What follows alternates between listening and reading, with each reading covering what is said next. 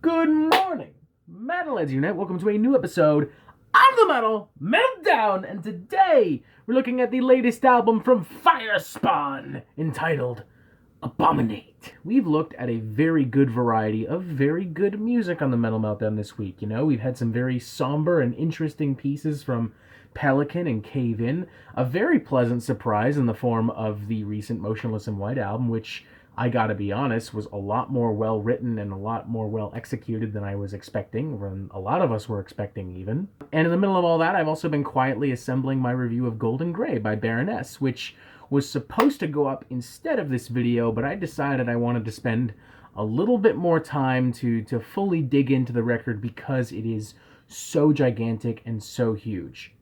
Come here. Don't tell anyone I told you this, since the video's not up, but spoiler alert, that Baroness record. But we'll get more into that another time. The reason I ended up digging into Firespawn instead of kicking up that Baroness review is because, after this week of listening to Baroness and Cave In and Pelican, I'm looking for my fucking heavy. I've got my metal, but I don't necessarily have my heavy, I need some riffs. I need some guitar pyrotechnics. I need some brutality. Alright? I don't want a chamomile tea.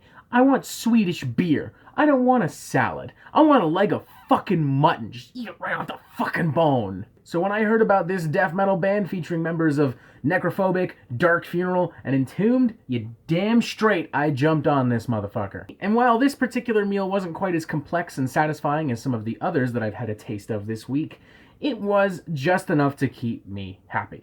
Firespawn, they don't waste any time. They play a very strict meat and potatoes kind of burly, in-your-face death metal. We're talking big riffs, chunky grooves, big throaty growling vocals, a lot of hellish, devilish, but simplistic energy. I kind of see them as like the Diet Coke version of a band like Bloodbath, It's the same thing, but a little less fatty, a little less sweet. The kind of thing where, like, if you weren't already initiated into death metal, this probably wouldn't change your mind. But if you're a longtime fan and you're extremely unpicky about where you get your death metal from, you're just looking for some riffs and some growls and some gruesome fun, it's hard to go wrong with this. With all that in mind, it really shouldn't be a huge shocker that this record, at least in the songwriting department, is far from the most expansive, creative, or progressive thing out there. I mean, it's pretty by-the-books death metal. Like, whatever you think of in your head when I say Swedish death metal is pretty much 100% represented on this record, with a few little changes, I would say. Notably in the sound mix, I would say. There's something about the sound, the way it's presented, the way it's laid out, that really does feel more like something that Testament would put out nowadays. Everything feels larger than life, and it's surprisingly really clear without compromising any of the brutality and grotesque insanity that we expect from this genre. And it emboldens a lot of these songs that would otherwise be dismissed as generic textbook death metal. Take, for instance, second track, Death and Damnation, which I really like for its winding guitar solos and its pummeling bass and pummeling drums. It's aggressive, it's violent, its melodic guitar flares remind me of very early, immature Black Dahlia Murder. Title track Abominate's pretty cool too. I like those Morbid Angel style grooves, again with that Swedish guitar flair. And the record caps off at a solid 41 minutes. It doesn't waste any time.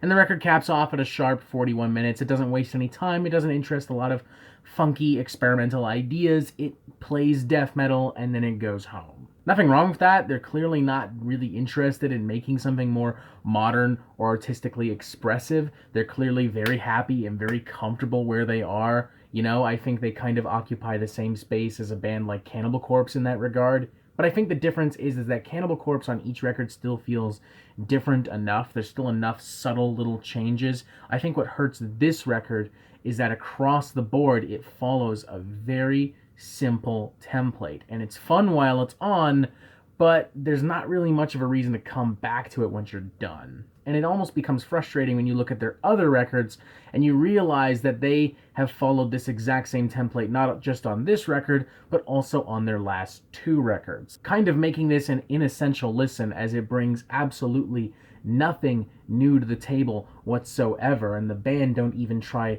to elevate or fine-tune what they already have. Again, I mostly listen to this record because after all this super somber, super moody, and super progressive stuff in the last week, I just needed something that was just fun and dumb and violent for the sake of being so.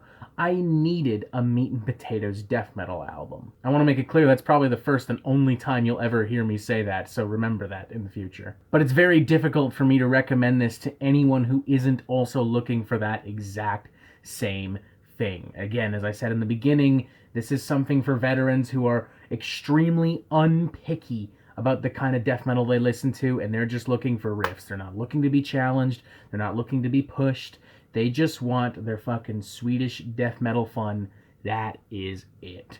I'm going to give this a 2.5 out of 5. I think it's an okay record, and I don't mean that in the sense that it's an okay record. No, when I say it's an okay record, I mean, yeah, it's an okay record. Check it out. Because, yeah, it's an okay record. Check it out. I mean, there's not really any other way to put it. I can definitely understand people being bored with this record, especially when you have so many bands now doing so many exciting things.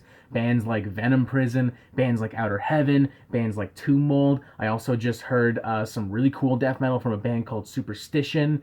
They're on 20 Buck Spin, and they're playing some really gruesome, crazy shit. So a band like Firespawn kind of automatically stands out in not such a great way. And had this album not been emboldened by the band's high energy musicianship and big burly epic sound mix, I can definitely see myself giving this record a lower score. But from the very beginning, Firespawn make it very clear they just want to play death metal, and Abominate serves that purpose perfectly fine. So again, a 2.5 out of 5. I'd probably never listen to this record again, but I also don't really need to. I wasn't looking for a larger-than-life fucking album of the year death metal slammer.